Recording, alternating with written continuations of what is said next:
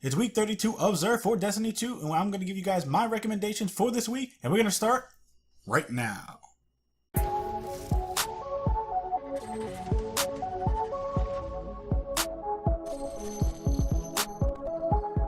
What's up guys, Reckless here, welcome to Guardian Watcher. If you enjoy my content, then hit the subscribe button and click on the bell, that way you guys don't miss out on any future videos. Now, I do want to apologize for not getting this video out sooner. As you can see, I do have my twins, so I had to do a little bit of daddy time, but I am giving it to you guys right now. So, Xur is located on Nessus by the Watcher's grave, so we're going to mark him and find out what he has this week. Xur! What's up, dude? No! The emote wheel has prevailed. Whatever.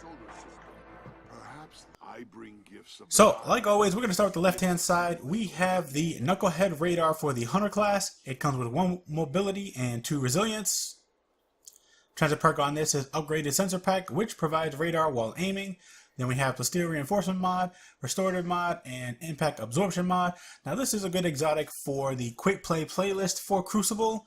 You really don't need it in PvE, and you really can't use it in the competitive playlist. So, specifically for the quick play playlist, I'm gonna give this probably a tier 2, and probably anything else. Most likely a tier 3.5 to even a tier 4, except for the competitive playlist, which is going to get a tier 5 because you really can't even use your radar even with this on. Next exotic we'll be going over is the Vesper of Radiance for the Warlock. This comes with 3 resilience and then 1 recovery. And trying to perk on this is Planetary Torrent, which rifts release an arc shockwave when cast. Rift energy recharges faster when you are surrounded by enemies. Then we have Plasteel Reinforcement mod, Restorative mod, as well as Arc Ordnance mod. Now this is an okay exotic for your wonderful Stormcaller. However, I do feel like there are better exotics out there to use. The Ophidian Aspect as well as the Nezarec Sin are definitely 2 of them. But if you want a class specific exotic, this is not a bad choice.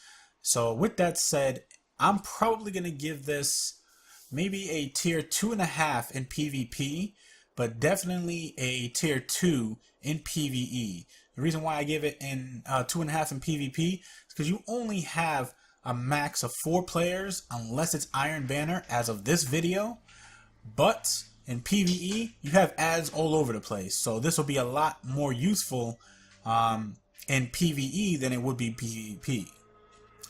Next exotic we'll be going over is the Ashen Wake for the Titan class. This comes with 3 resilience. Now this is one of the newer exotics out there at the moment. And trying to perk on this is Bring the Heat, which fusion grenades now explode on impact and gain increased throw speed. That's actually amazing. Now, come to think about it. Then we have Plasteel Reinforcement mod, Restorative mod, and then we get a Solar Ordnance mod. Now, the fact that fusion grenades explode on impact and gain increased throw speed, that's awesome. That makes it so like the opponent can't even get away. So I'm definitely gonna, at this moment, I'm probably gonna rate this a tier 2 in PvE as well as PvP until I actually get my hands with it and see how it actually works out. Actually, by the way, I don't have these, so we're gonna go ahead and buy them. Weapon of the week is the wonderful Prometheus lens, and this is an exotic trace rifle with solar damage. Intrinsic perk on this is Prismatic Inferno, which fires a solar trace beam and generates a damaging heat field that grows while the weapon continues to fire. Then we have Chambered Compensator, Projection Fuse, Flame Refraction, which kills with this weapon, return a fraction of the ammo used to the magazine, extending the beam's duration. And then we have Composite Stock. Last but not least, all exotic weapons come with a +5 weapon attack mod. If you guys do not have this, go ahead and grab it. It's a decent weapon to use. When it was OP, it was amazing. And then they buffed, then they nerfed it, and then they buffed it. So this is definitely in a good place right now for its type of weapon. Now, truthfully, when this first came out, I felt like it was perfect for competitive PvP. But hey, what do I know, right? A lot of people thought it was like a hardcore mode using this. So, with that said, if you guys don't have it, go ahead and grab it. It's probably a tier 2 and probably even a tier 2.5 in PvE as well as PvP. So yeah. As for our wonderful consumables, we have the 3 of coins. And this will give you a chance to get an exotic for 4 hours. And then next to it is the new Nightfall challenge card, which is called 5 of Swords. And that's pretty much all it is the Nightfall challenge card. It replaces the rare one with a legendary one.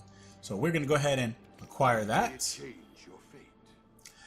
And last but not least, we have your Faded Engram for 97 legendary shards.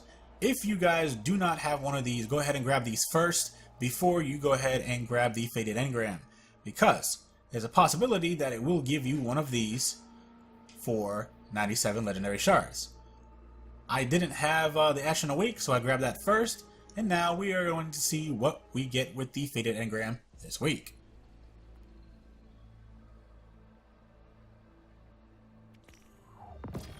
The Huckleberry. Awesome. And if you enjoyed this video, then feel free to watch these other videos as well. You never know, you just might like them. And if you do, leave a like, share them, and then come back for more, because you know you want to. Thank you guys for watching, and remember, less guns doesn't mean less crime. And I will see you guys next time.